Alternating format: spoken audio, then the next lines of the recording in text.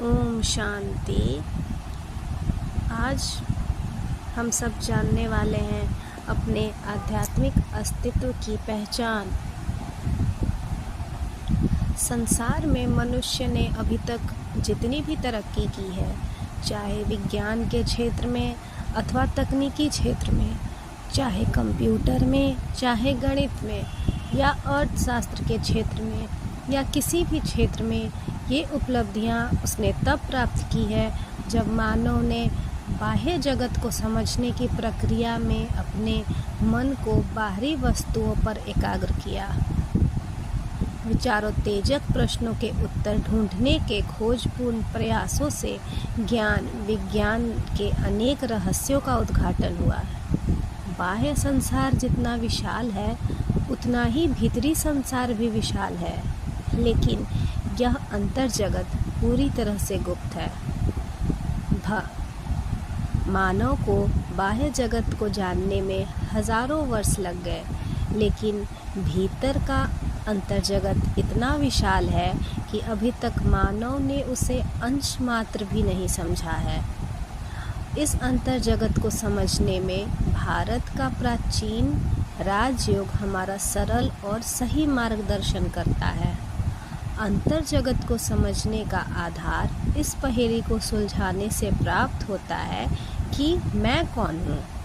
अब तक स्व की वास्तविकता को हमने समझा नहीं है, इसलिए आज संसार में सबसे बड़ा संकट स्व की पहचान का संकट है।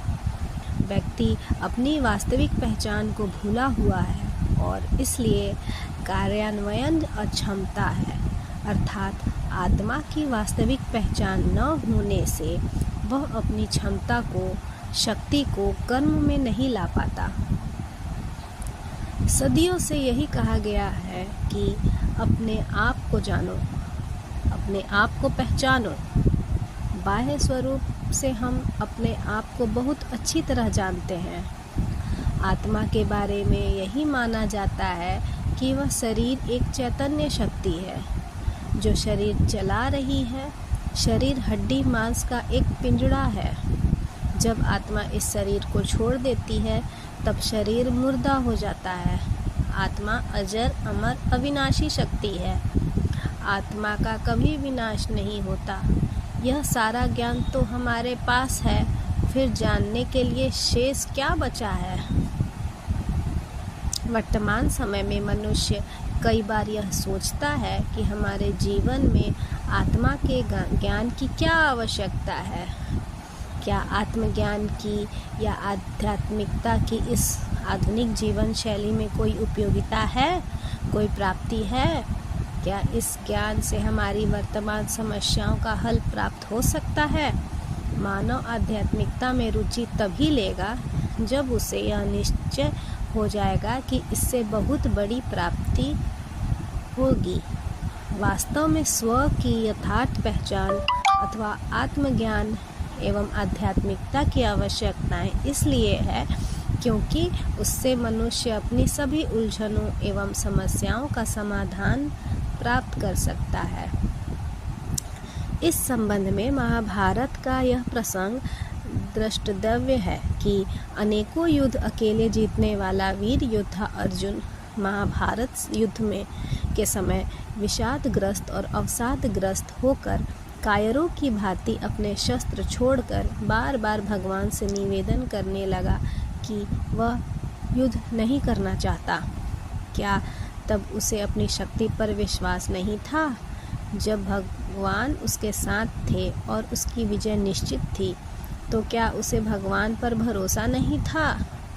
उस समय भगवान ने उसे कौन सा ज्ञान दिया जिससे वह अपने विषाद से मुक्त होकर युद्ध के लिए तैयार हो गया? भगवान ने सर्वप्रथम उसे आध्यात्मिक ज्ञान के द्वारा आत्मनिश्चय में स्थित किया और स्वधर्म का परिचय देकर उसकी अनंत शक्ति को उजागर करने की विधि बताई, जिससे वह एक सच्चा कर्मयोगी बनकर हर चुनौती का सामना सफलतापूर्वक कर सके। आज जीवन भी एक संघर्ष है, जहाँ हर मनुष्य को युद्ध करना पड़ता है। जीवन के कई संघर्षों को तो वह पार कर जाता है, लेकिन जीवन की कई चुनौतियों के सामने वह अर्जुन की तरह विषादग्रस्त, तनावग्रस्त, निराश, उदास, हिम्मतहीन एवं दिल शिकस्त हो जाता है, जिसको आज के युग में डिप्रेशन कहते हैं। वह बार बार भगवान से अपनी प्रार्थना करता है, हे प्रभु, आखिर यह संघर्ष कब तक। ऐसी विषादपूर्ण मन स्थिति के समय यह आध्यात्मिक ज्ञान, आत्मज्ञान उसके मन को भय एवं तनाव दूर करके उसे निर्भय और शक्ति संपन्न बनाता है। दुविधा में जकड़ा मानव भी अर्जुन की तरह क्या करूं, क्या ना करूं के पशोपेश में पड़ जाता है। परमात्मा द्वारा सिखाया गया राजयोग जितना अर्जुन के लिए उपयोगी था, उतना ही वह आज के तनावग्रस्त मानव के लिए भी उपयोगी है। आध्यात्मिक ज्ञान द्वारा मनुष्य स्वयं की आत्मशक्ति को पहचान कर और उसके प्रयोग से वह कई प्रकार की समस्याओं को हल करके अपने मन को तनाव और भय से मुक्त कर सकता है। वह अपने जीवन में कई आशा की किरण लिए उमंग उत्साह के साथ जीवन को सकारात्मक दिशा दे सकता है। राजयोग से वह अपनी आंतरिक शक्तियों को उजागर कर आत्मविश्वास से हर चुनौती का सामना कर सकता है। ओम शांति।